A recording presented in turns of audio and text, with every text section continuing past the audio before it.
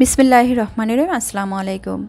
আমি মুক্তা, আমার চ্যানেল মুক্তা কুশিকাটা থেকে আজকে ছোট্ট একটি ভিডিও নিয়ে চলে আসলাম। অনেক দিন পরে আমি এতদিন কেন কোনো ভিডিও আপলোড দিইনি আর সেটা নিয়ে কিছু কথা বলবো। আপুদের অনেক কমেন্টে রিপ্লাই দিতে পারিনি, যে কমেন্টগুলো নিচে চলে গিয়েছে। আর আমি কেন, মেন কথা হচ্ছে আমি কেন এতদিন কোনো ভিডিও আপলোড দিইনি। অনেক আপু কমেন্টের মাধ্যমে জেনেছে, হয়তো সব আপুর কমেন্টে রিপ্লাই দেওয়া সম্ভব হয়নি, কিছু কমেন্টে রিপ্লাই দিয়েছি।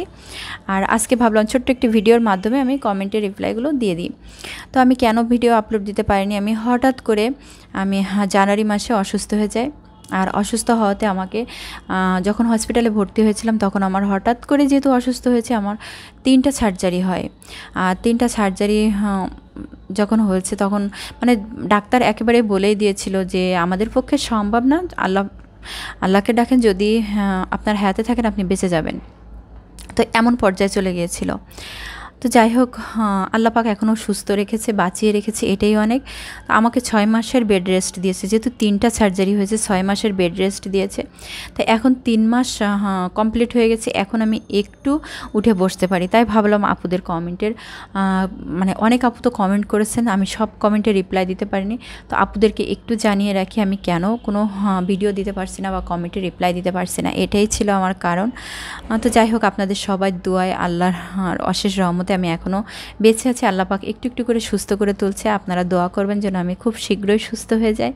আর আমি চেষ্টা করব সপ্তাহে মানে একটা করে ছোটোখাটো ভিডিও দেওয়ার চেষ্টা করব, কারণ এখন একটু বসতে পারি, যেহেতু 3 মাস হয়ে গেছে, এখন একটু বসতে পারি। তো এক সপ্তাহ ধরে একটু একটু করে ছোটো ছোটো ভিডিওগুলো আমি করতে পারবো ইনশাল্লাহ। আপনারা দোয়া করবেন আর এভাবেই পাশে থাকবেন। আর এখানে একটা আপু, আমি আমার নামটা মনে নাই, তো একটা আপু কমেন্টস করেছে যে এখানে 5 নম্বর রাউন্ডে কয়টা পাপড়ি হয়েছে। এখানে 5 নম্বর রাউন্ডে আপু 6টা পাপড়ি হয়েছে। আর আরও একটা আপু এখানে কমেন্টস করেছে, মানে 3টা কমেন্টসই আমি এখন পেয়েছি। তো আরেকটা আপু কমেন্টস করেছে এই ফুলটা করতে কতটুকু সুতা লেগেছে। তো আমি এখানে একটু মানে ওয়েট দিয়ে দেখাই যে কতটুকু সুতা লেগেছে।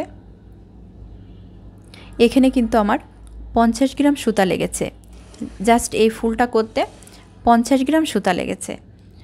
তো আরও একটা আপু এখানে, এই আপুটার নাম মনে আছে, মমতাজ আপু, উনি বলেছেন এই ব্যাগটা করতে কতটুকু সুতা লেগেছে। তো আমি ব্যাগটাও একটু ওয়েট দিয়ে দেখাবো। ব্যাগটা করতে 60 গ্রাম সুতা লেগেছে এখানে, এই যে টোটাল ব্যাগটা করতে আমার 60 গ্রাম সুতা লেগেছে। তো আশা করি আপুরা আমার এভাবে পাশে থেকে আমাকে সাপোর্ট দিবেন।